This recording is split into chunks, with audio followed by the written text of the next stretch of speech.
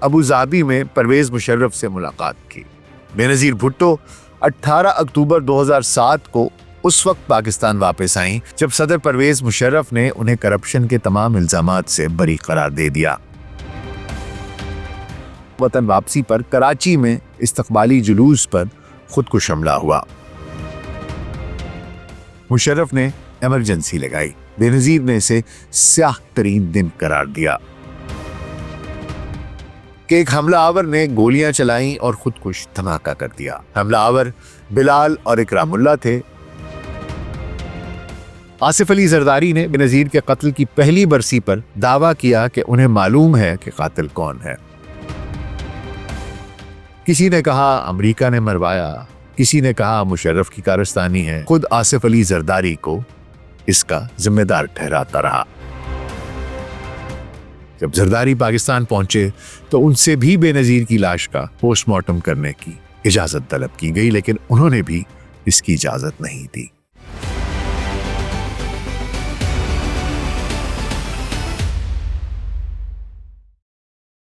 Global سیٹ podcast doctor Nasir ویگ کے ساتھ آپ کی خدمت میں حاضر ہیں۔ جی السلام علیکم۔ امت مسلمہ کی پہلی خاتون وزیر اعظم، ایک ایسی خاتون جس کی زندگی جدوجہد، قربانی اور درد کی داستان ہے۔ ایک بیٹی جس نے اپنے باپ کو پھانسی کے پھندے پر جھولتے دیکھا، اپنے 2 جوان سال بھائیوں کی لاشیں دفنائیں اور پھر خود صرف 54 برس کی عمر میں آج ہی کے روز، آج سے 18 سال قبل اپنے 3 کم سن بچے چھوڑ کر دار فانی سے کوچ کر گئی۔ وہ بچے جو بھی زندگی کی تلخ حقیقتوں سے ناواقف تھے، وہ بچے جو ماں کی شفقت سے محروم ہو گئے، جو کم عمری میں اس کی جدائی کا بوجھ اٹھائے پھرا کیے اور جو آج بھی اس کی یادوں میں اپنی شناخت تلاش کرتے ہیں۔ سیاسی سازشوں، جیل کی سلاخوں، جلا وطنی کی تنہائی اور دل کو چیر دینے والی ذاتی سانحوں میں الجھی زندگی۔ مردوں کی اس دنیا میں وہ اس طرح سے جی کہ ایک طرف تو ڈرتے تھے بندوقوں والے ایک نہتی لڑکی سے، اور دوسری طرف پاکستان کے عوام اسے چاروں صوبوں کی زنجیر پکارتے تھے، اور وہ خود آخری وقت تک کہتی رہی، میرے ہاتھ میں حق کا جھنڈا ہے، میرے گلے میں موت کا پھندا ہے۔ میرے ہاتھ میں حق کا جھنڈا ہے، میرے سر پر ظلم کا پھندا ہے۔ میں مرنے سے کب ڈرتی ہوں، میں مرنے سے کب ڈرتی ہوں، میں مرنے سے کب ڈرتی ہوں۔ میں باغی ہوں، میں باغی ہوں۔ آج کا پروگرام محترمہ بے نظیر بھٹو کے نام۔ آج ان کی 18ویں برسی ہے، تو آج ان کی زندگی کی ذاتی اور سیاسی جدوجہد، ان کا عروج و زوال اور ان کے سیاسی ورثے کے بارے میں بات کریں گے۔ تو اگلے 15 سے 20 منٹ کے لیے دھیان ذرا ادھر، اور اگر آپ کو ہمارا کانٹینٹ پسند آئے تو ویڈیو کو لائک اور چینل کو سبسکرائب کر دیجیے گا۔ تو آئیے آغاز کرتے ہیں۔ 21 جون 1953 کو کراچی میں قائد اعظم کے بعد آزاد پاکستان کے پہلے عوامی لیڈر ذوالفقار علی بھٹو اور نصرت بھٹو کے ہاں پیدا ہونے والی یہ لڑکی نصرت بھٹو، جو ایرانی نژاد اور کراچی یونیورسٹی سے تعلیم یافتہ تھیں، بے نظیر کی پیدائش کے وقت انہیں یہ خدشہ تھا کہ ایک فیوڈل، ایک زمیندارانہ، ایک جاگیردارانہ نظام ہے، بیٹی پیدا ہو گئی ہے۔ جب بے نظیر کی پیدائش ہوئی تو اس وقت بھٹو انگلستان میں تھے۔ واپس آ کر انہوں نے بیٹی کو دیکھا تو خوشی سے چومنے لگے، اور اس کے سرخ و سفید رنگت کی وجہ سے اسے پنکی کے نام سے پکارا۔ بھٹو کی پنکی، جس سے بھٹو صاحب والہانہ محبت کرتے تھے اور اسے اپنا جانشین سمجھتے تھے، گو کہ خاندان میں 4 بچے تھے: بے نظیر، مرتضیٰ، صنم اور شاہ نواز۔ بچپن سے ہی بے نظیر کو ایک جاگیردارانہ ماحول ملا، لیکن بھٹو صاحب نے اسے جدید تعلیم دلوائی تاکہ وہ دنیا کی حقیقتوں سے واقف ہو۔ 1957 میں سردیوں کی ایک صبح ذوالفقار علی بھٹو نے لاڑکانہ میں اپنی آبائی حویلی کی چھت سے ایک اڑتے ہوئے جنگلی طوطے پر گولی چلا دی اور وہ طوطا مر کر زمین پر گر گیا۔ ان کے ساتھ ان کی 4 سالہ بیٹی پنکی بے نظیر کھڑی تھی۔ اسے طوطے کی موت کا اتنا صدمہ ہوا کہ وہ بے تحاشا رونے لگی، یہاں تک کہ اس کا چہرہ آنسوؤں میں ڈوب گیا۔ اس نے طوطے کو حویلی کے لان میں دفن کروایا اور اس کے غم میں کھانا نہیں کھایا۔ اسے اس وقت یہ علم نہیں تھا کہ اسے آگے چل کر کس کس کو مزید دفنانا پڑے گا۔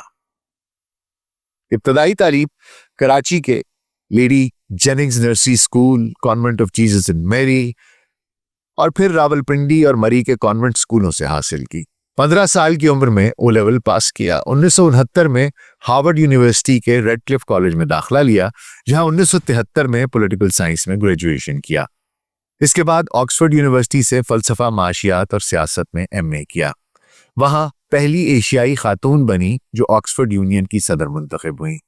انٹرنیشنل لا اور ڈپلومیسی کا کورس بھی مکمل کیا۔ ویتنام جنگ کے خلاف مظاہروں میں حصہ لیا جو ان کی سیاسی بیداری کی علامت تھی۔ آکسفورڈ میں ان کے ساتھی طلباء آج بھی انہیں خوش مزاج اور متجسس لڑکی کے طور پر یاد کرتے ہیں۔ وہاں باقی ممالک کے طلباء کے ساتھ ساتھ انڈین طلباء کے ساتھ بھی ان کی دوستیاں رہیں، اور تو اور 2 پاکستانی طلباء کی شادی کی پیشکش بھی ٹھکرا تھی۔ والد ذوالفقار علی بھٹو نے اپنے وزارت عظمیٰ کے دور میں بے نظیر کو عملی سیاست کی تربیت دی۔ وہ اپنے والد کے ساتھ چین کے دورے پر چیون لائی سے ملی، شملہ معاہدے کے وقت انڈیا گئیں جہاں اندرا گاندھی سے ان کی پہلی ملاقات ہوئی۔ 1971 میں اقوام متحدہ کی سلامتی کونسل کے اجلاس میں نیو یارک میں والد کے ساتھ تھیں۔ 1974 میں لاہور میں اسلامی سربراہی کانفرنس میں قذافی، انور سادات، شاہ حسین، یاسر عرفات اور شاہ فیصل جیسے رہنماؤں سے ملاقات کی۔ ان تمام تجربات نے ان کی شخصیت کو نکھارا اور انہیں امور خارجہ کے اسرار سکھائے۔ بھٹو صاحب نے انہیں ہمیشہ ساتھ رکھا تاکہ وہ سیاست اور امور خارجہ کی باریکیاں سیکھ سکیں۔ وہ انہیں اپنے جانشین کے طور پر تیار کر رہے تھے۔ لیکن سن 1977 میں سب بدل گیا۔ جولائی میں جنرل ضیاء الحق نے مارشل لاء لگا کر بھٹو صاحب کو گرفتار کر لیا۔ بے نظیر کو گھر میں نظر بند کر دیا گیا۔ اپریل 1979 میں سپریم کورٹ نے بھٹو صاحب کو پھانسی کی سزا سنا دی۔ بے نظیر اور والدہ نے آخری ملاقات کی، جہاں بھٹو صاحب نے بیٹی کو حق کی جدوجہد جاری رکھنے کی نصیحت کی۔ اس نصیحت نے بے نظیر کی زندگی کا رخ بدل دیا۔ پھانسی کے بعد بے نظیر اور نصرت بھٹو کو گرفتار کیا گیا، 6 ماہ جیل اور پھر 6 ماہ نظر بندی۔ 1980 میں بھائی شاہ نواز کو فرانس میں قتل کر دیا گیا۔ خاندان کا دعویٰ تھا کہ انہیں زہر دیا گیا۔ بے نظیر نے پارٹی کی باغ ڈور سنبھالی، کارکنوں کا مورال بلند رکھا۔ سکھر جیل میں قید تنہائی برداشت کی، جہاں گرمی کی شدت میں والدہ کے مشوروں پر عمل کر کے صحت برقرار رکھی، لیکن کان کی بیماری ہو گئی۔ جیل میں صرف ایک اخبار پڑھنے کی اجازت تھی اور بین الاقوامی میگزینز کو کمیونسٹ کہہ کے روک دیا جاتا تھا۔ 1981 میں MRD اتحاد بنایا، آمریت کے خلاف مظاہرے کیے۔ 2 مارچ سن 1981 کو ان کے بھائیوں کی تنظیم الذوالفقار نے PIA کی پشاور جانے والی پرواز PK 326 کو ہائی جیک کرنے کی ذمہ داری قبول کی۔ بے نظیر بھٹو نے اس طیارے کی اغوا کی کھل کر مذمت کی اور الذوالفقار کی سیاست، حکمت عملی اور طریقہ کار پر پارٹی میں ایک واضح تقسیم نمایاں ہو گئی، یہاں تک کہ بے نظیر اور مرتضیٰ بھٹو آمنے سامنے دکھائی دینے لگے۔ 1983 میں تحریک بحالی جمہوریت جاری رکھی۔ 1984 میں رہائی ملی تو برطانیہ میں 2 سال جلاوطنی کاٹی، وہاں سے پارٹی کی قیادت کی اور کارکنوں کو متحد رکھا۔ اپریل 1986 میں وطن واپسی پر لاہور میں فقید المثال استقبال ہوا۔ مینار پاکستان پر جلسہ کیا، جہاں ہزاروں لوگوں کا جمع غفیر تھا۔ 1987 میں آصف علی زرداری سے شادی کی، جو نواب شاہ کے ان کی ایک اہم شخصیت حاکم علی زرداری کے بیٹے تھے۔ اگست سن 1988 میں ضیاء الحق کا طیارہ حادثے کا شکار ہوا، جس میں ضیاء الحق مارے گئے۔ نومبر سن 1988 کے انتخابات میں PPP نے اکثریت حاصل کی اور بے نظیر 35 برس کی عمر میں پاکستان اور مسلم دنیا کی پہلی خاتون وزیر اعظم بنی۔ اس الیکشن میں کہا جاتا تھا کہ پیپلز پارٹی اگر کھمبا بھی کھڑا کرے گی تو جیتے گی۔ اس کے بعد یہ بھی معلوم ہوا کہ اس زمانے میں ISI نے IGI بنانے کے لیے رکوم تقسیم کی کیونکہ وہ بے نظیر اور پیپلز پارٹی کی مقبولیت سے خارج تھے۔ خیر، آخر کار بے نظیر پاکستان اور مسلم دنیا کی پہلی خاتون وزیر اعظم بن گئیں۔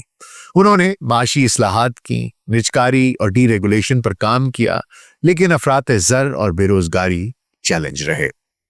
یونین سے مذاکرات کے دوران انہیں آئرن لیڈی، ایک آہنی خاتون کا لقب بھی ملا، لیکن اگست 1990 میں صدر غلام اسحاق خان نے کرپشن کے الزام میں ان کی حکومت کو برطرف کر دیا۔ 1993 کے انتخابات میں دوبارہ وزیر اعظم بنی، لیکن 1996 میں ان کی اپنی ہی پارٹی کے صدر فاروق لغاری نے ان کی حکومت کو ایک بار پھر برطرف کر دیا۔ کرپشن کے مقدمات چلے، 3 سال قید کی سزا ہوئی۔ اس کے بعد بے نظیر نے خود ساختہ جلا وطنی اختیار کر لی، برطانیہ اور دبئی میں رہی، وہاں سے پارٹی کی قیادت جاری رکھی۔ 2002 میں بطور پارٹی چیئرپرسن توثیق ہوئی۔ 2006 میں نواز شریف کے ساتھ لندن میں میثاق جمہوریت پر دستخط کیے، جو جمہوریت کی بحالی کا عزم تھا۔ جولائی 2007 میں ابوظہبی میں پرویز مشرف سے ملاقات کی۔ بے نظیر بھٹو 18 اکتوبر 2007 کو اس وقت پاکستان واپس آئیں جب صدر پرویز مشرف نے انہیں کرپشن کے تمام الزامات سے بری قرار دے دیا، اور یوں ان کی واپسی اور اقتدار میں شراکت کے ممکنہ معاہدے کی راہیں کھل گئیں۔ 18 اکتوبر 2007 کو وطن واپسی پر کراچی میں استقبالی جلوس پر خودکش حملہ ہوا۔ 136 افراد شہید ہوئے، لیکن بے نظیر بچ گئیں۔ نومبر میں مشرف نے ایمرجنسی لگائی، بے نظیر نے اسے سیاہ ترین دن قرار دیا۔ نظر بند ہوئی، مشرف سے استعفے کا مطالبہ کیا۔ دسمبر میں ایمرجنسی ختم ہوئی۔ 27 دسمبر 2007 کو راولپنڈی کے لیاقت باغ میں انتخابی جلسے سے خطاب کیا۔ تقریر میں والد کا 17 بار ذکر کیا۔ تقریر ختم کر کے گاڑی کی چھت سے عوام کے نعروں کا جواب ہاتھ ہلا کر دینے کے لیے باہر نکلی کہ ایک حملہ آور نے گولیاں چلائیں اور خودکش دھماکہ کر دیا۔ حملہ آور بلال اور اکرام اللہ تھے، جن کا تعلق طالبان سے بتایا گیا۔ بم دھماکے کی وجہ سے بے نظیر کی کار کے چاروں ٹائر پھٹ گئے۔ ڈرائیور کار کو لوہے کے رمز پر چلاتے ہوئے اسے راولپنڈی جنرل ہسپتال کی طرف لے گیا۔ ہسپتال پہنچنے کے فوراً بعد بے نظیر کو اسٹریچر پر پارکنگ ایریا کے اندر لے جایا گیا۔ ان کی نہ تو نبض چل رہی تھی اور نہ ہی وہ سانس لے رہی تھیں۔ ان کی آنکھوں کی پتلیاں ایک جگہ ٹھہری تھیں اور ٹارچ کی روشنی سے بھی ان میں کوئی حرکت نہیں تھی۔ ان کے سر سے مسلسل خون بہہ رہا تھا اور وہاں سے ایک سفید مادہ رس رہا تھا۔ موت کے مکمل شواہد موجود تھے، لیکن اس کے باوجود ڈاکٹر سعیدہ یاسمین، ڈاکٹر اورنگزیب خان اور ڈاکٹر مصدق خان نے انہیں بچانے کی پوری کوشش کی۔ ان کا سینہ چاک کیا، ان کے دل کی اپنے ہاتھوں سے مالش کی، لیکن ان میں کوئی حرکت نہیں ہوئی۔ 6:16 پر بے نظیر کو مردہ قرار دے دیا گیا۔ ان کے ڈیتھ سرٹیفکیٹ نمبر 202877 میں موت کی وجہ اس کے کالم میں لکھا گیا کہ پوسٹ مارٹم کے بعد علم ہوگا۔ ڈاکٹر مصدق خان نے پولیس چیف سعود عزیز سے 3 بار پوسٹ مارٹم کی اجازت طلب کی، لیکن انہوں نے 3 بار اس کی اجازت نہیں دی۔ بعد میں انہوں نے یہ کہتے ہوئے فیصلے کا دفاع کیا کہ انہیں بے نظیر کے اہل خانہ سے اجازت نہیں ملی ہے۔ جائے وقوع سے فوری طور پر خون دھو کر شواہد مٹا دیے گئے۔ رات 10:35 پر بے نظیر کی لاش کو لکڑی کے تابوت میں رکھ کر قریبی چکلالہ ایئر بیس لے جایا گیا، اور 28 دسمبر کی رات 1 بجے ان کی میت ان کے شوہر آصف علی زرداری کے حوالے کر دی گئی، جو چند منٹ قبل دبئی سے وہاں پہنچے تھے۔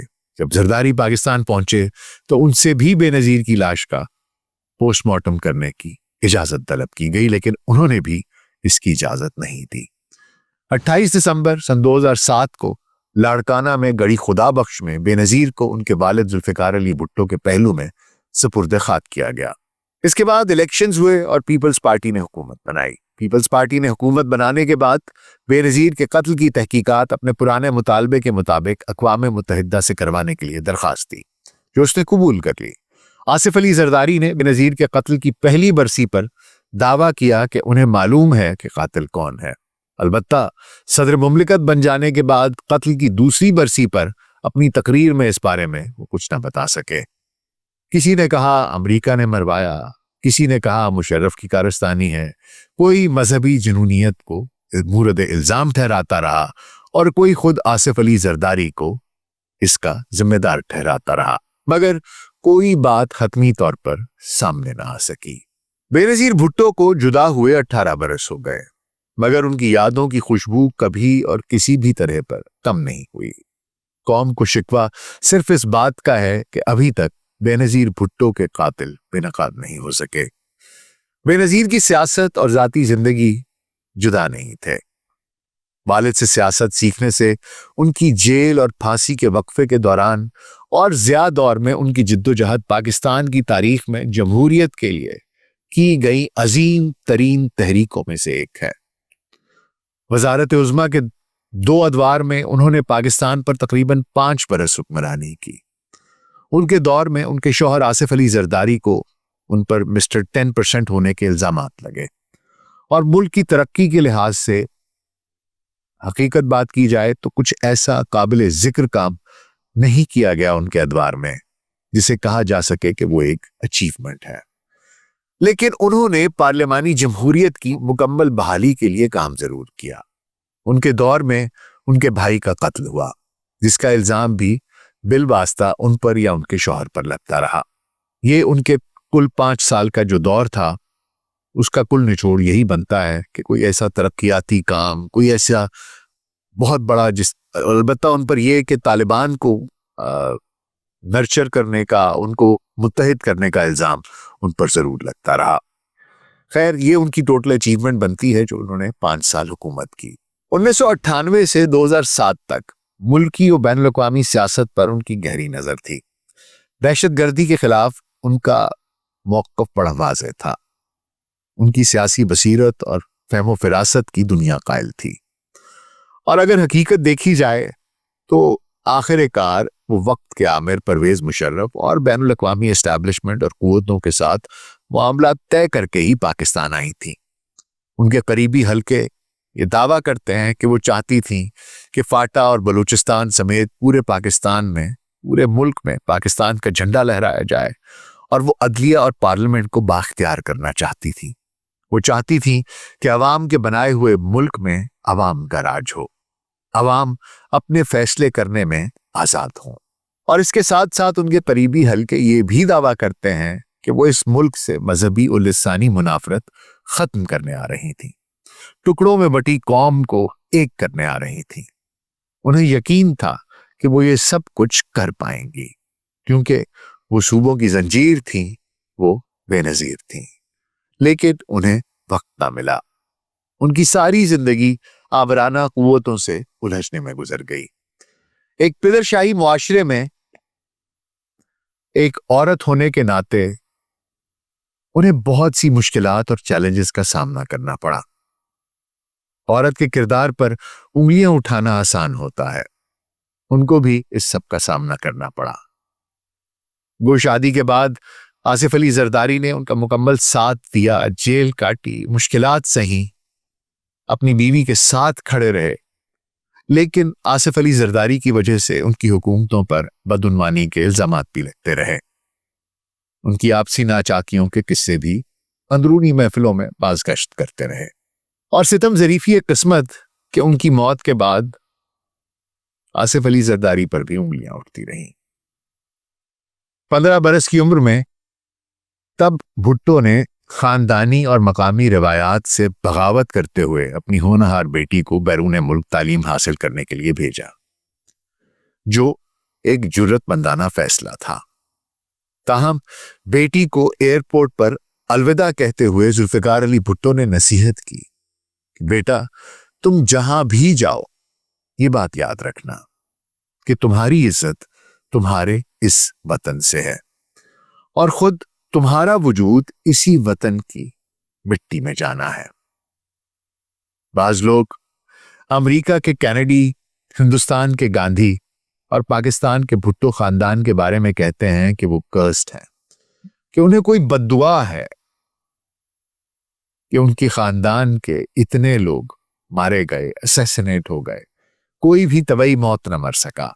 کچھ کہتے ہیں ان پر الہی آزمائش ہے کیونکہ اللہ نے انہیں آزمائشوں کے لیے چنا۔ اتنے بھٹو مرے کہ نعرہ بن گیا، ہر گھر سے بھٹو نکلے گا، تم کتنے بھٹو مارو گے۔ وہ کہ ان کے 5 سالہ دور میں کوئی ایسی اچیومنٹس نہیں ہیں کہ ہم کہہ سکیں گے اکانومی بہت بہتر ہو گئی، بزنس بہت بہتر ہو گیا، لیکن انہوں نے جمہوریت کی بحالی کے لیے کام کیا، پارلیمانی جمہوریت کی بحالی کے لیے کام کیا، میڈیا کی آزادی، عدلیہ کی آزادی، ان چیزوں پر وہ یقین رکھتی تھی کیونکہ وہ جمہوریت پر یقین رکھتی تھی۔ وہ ایک ایسے باپ کی بیٹی تھی جس نے پہلی دفعہ پاکستان میں غریب کو اس کا حق یاد کروایا، اس کو یہ احساس دلایا کہ وہ کسی کا نوکر نہیں ہے، وہ بھی برابر کا پاکستانی شہری ہے، کوئی یہ بات مانے یا نہ مانے۔